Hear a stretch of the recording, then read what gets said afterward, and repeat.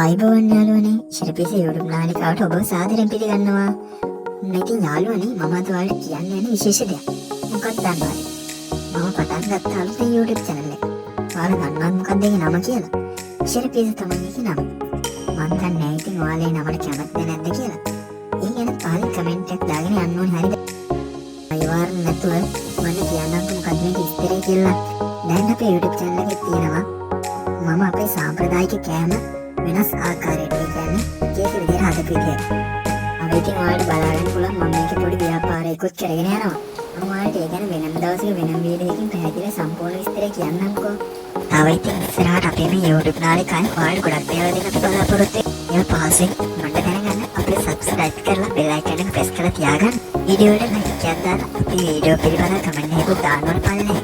ඔයාලගේ යාළුවන්ට බලන්න share කරන්න. එහෙනම් අපි ඔබෙන් අදට සමු ගන්නවා. bye bye.